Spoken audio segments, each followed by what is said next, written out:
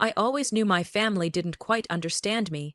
While other kids had parents who encouraged their dreams, mine just tolerated me. I was the serious one, the boring one, the one who didn't get into trouble or cause drama.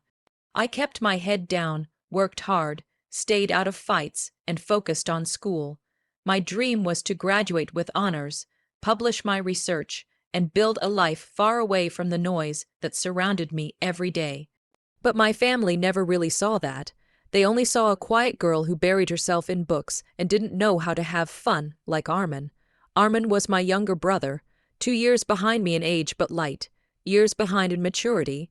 He was the golden boy, loud, charismatic, messy. He was the type of kid who could break a vase, lie about it to your face, and still get dessert after dinner. Every time he did something wrong, my parents would make excuses. He's just spirited, boys will be boys, don't be so sensitive, he's just teasing you. It never mattered if he humiliated me in front of guests, destroyed my school projects, or insulted me when I was already struggling. I was always expected to forgive and move on. Things got worse when I started working on my thesis. It was a massive project, my final paper before graduation, worth nearly 40% of my overall degree. I've been preparing it for months. Interviews, field research, late-night revisions, multiple backups on cloud and external drives. My laptop had become my life. I barely slept. I skipped outings, declined family dinners, missed birthdays. Every word I typed felt like one step closer to freedom. I just needed to get it submitted in a week, and then I'd be done. But Armin couldn't stand being ignored. That week, he was louder than ever. Blasting music at night, slamming doors, barging into my room like a child starved of attention. I kept asking him, over and over, to please respect the time I had left, just until my submission was done. But of course, that just made him push harder.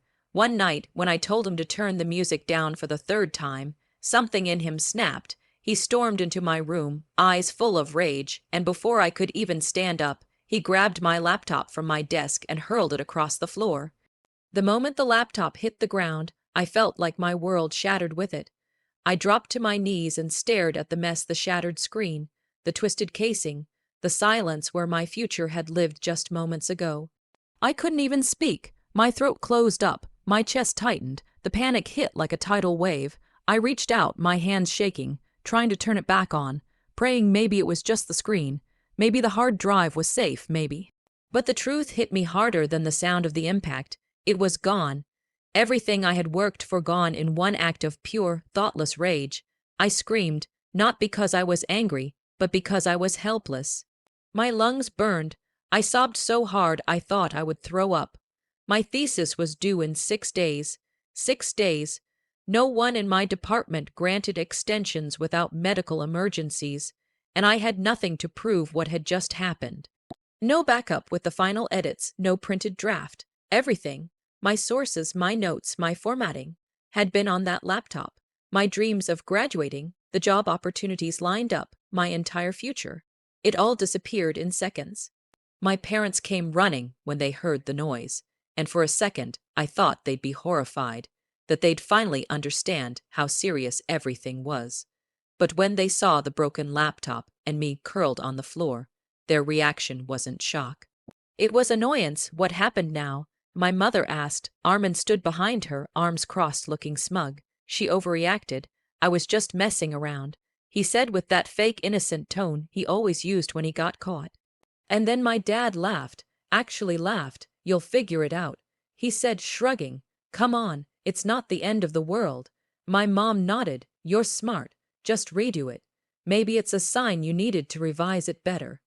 I looked up at them, my face drenched in tears, and realized something I had always known but never wanted to accept. They didn't take me seriously, not my work, not my pain, not even this. They dismissed my panic like it was drama. Not once did they scold Armin, not once did they ask if I was okay. For the next 2 days, I was a ghost in my own home. I barely ate, barely spoke. I was either on my bed, curled up in a blanket staring at the ceiling, or sitting at repair shops with false hope. One technician opened the back of the laptop and looked at me with pity in his eyes. The drive's damaged. You might get a few fragments out if you're lucky, but the full recovery, He didn't need to finish his sentence. I thanked him anyway, took the laptop back, and carried it like a coffin. Everywhere I turned, I hit a wall, deadlines, dead ends, silence from professors, silence from classmates, and all the while, Armin roamed around the house laughing, joking, playing video games like nothing had happened. I couldn't look at him, not because I hated him, though I did, but because I hated that he had won, that he got away with it, that he crushed something that meant everything to me and didn't even get a slap on the wrist. And my parents, my so-called parents, still treated him like the sun shone from his mouth. I was invisible. My work, my sleepless nights, my dreams. They were all background noise to them. It hurt. It hurt more than I could ever explain. But I didn't cry anymore. The sadness had curdled into something sharper. It started as a knot in my chest, tight and hot. Then it spread to my stomach, coiled like a snake. Eventually, it settled in my throat, choking me with a single word: revenge. The trigger came one night when I passed by Armin's room and heard him talking on speakerphone. He was laughing about me. He told his friend she was crying like someone died, bro. It's just a file, she's so dramatic. Honestly, she had it coming, always acting like she's smarter than everyone. I froze, my hands clenched into fists. That's when the fog lifted. I stopped feeling like a victim.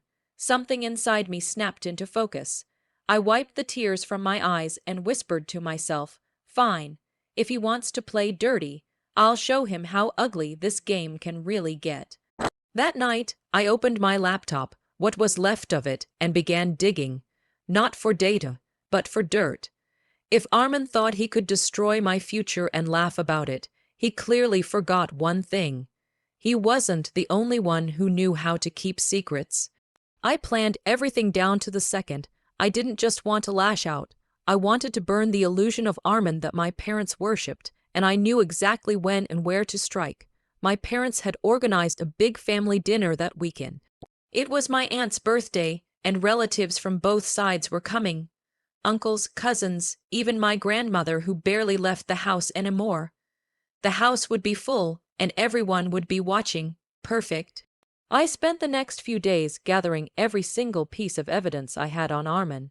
Every screenshot of his online essay orders, every receipt from the sites he used. I found emails between him and ghostwriters, full of instructions like make it sound smart, but not too smart. I dug through his browser history, which he hadn't cleared in weeks, and found gambling sites with transaction logs, some charged to my dad's credit card. Then I remembered the missing gold chain my mom had been looking for a few months ago. I checked Armin's drawer, nothing, but I did find a pawn shop receipt in the lining of his backpack, the date matching the day after the chain disappeared.